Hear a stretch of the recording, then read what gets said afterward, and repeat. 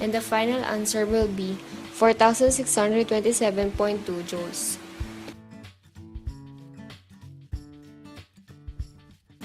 If cost of printing one book is 90 pesos, what is the cost of 500 books? dc over dx is 90, and the antiderivative of dc is expressed as 90x raised to 0 dx. To get the antiderivative of 90, add 1 to the exponent of x, then add 1 also to the denominator. It will now be 90x raised to 1 over 1, or simply 90x. To get the cost of printing 500 books, simply substitute 500 to x, then multiply it. So, 90 times 500 is 45,000. Therefore, the cost of printing 500 books is 45,000 pesos.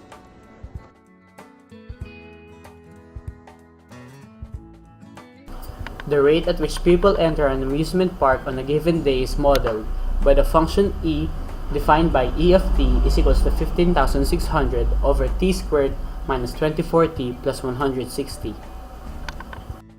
E of t is measured in people per hour and time t is measured in hours after midnight.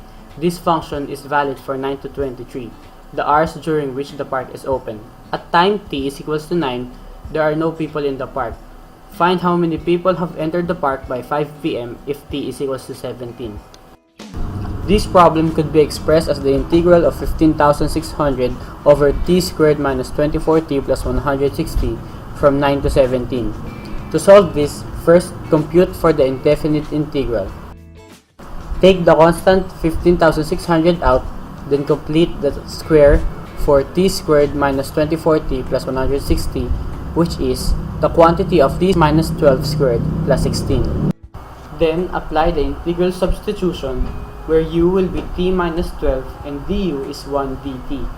This will be equal to 15,600 times the integral of 1 over u squared plus 16 du.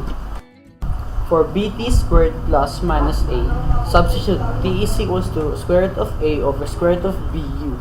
U will now be equal to 4v and du will now be equal to 4dv. Then, it will be equal to 15,600 times the integral of 1 over 4v squared plus 4dv. Again, take the constant out, which is 1/4, then use the common integral 1 over v squared plus 1 dv is equals to arctan v. It will now be equal to 15,600 times 1/4 arctan v. Substitute back v as 1/4 u, where u is equal to t minus 12. It will be equal to 15,600 times 1/4 arctan times the quantity of 1/4 times t minus 12. Simplify it, you will get 3,900 arctan times the quantity of t minus 12 all over 4. Remember that the integral of f of x dx from a to b is equals to the antiderivative of f of b minus the antiderivative of f of a.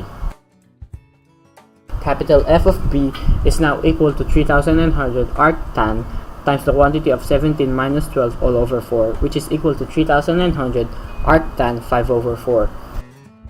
Capital F of a will now be equal to 3,900 arctan times the quantity of 9 minus 12 all over 4, which is equal to negative 3,900 arctan 3 over 4. Then, find their difference, which is 3,900 arctan times 32, which is equal to 6,004.27. Round up, you will get 6,005 because we are computing for the number of people. Therefore, there would be 6,500 people who have entered the park by 5 p.m.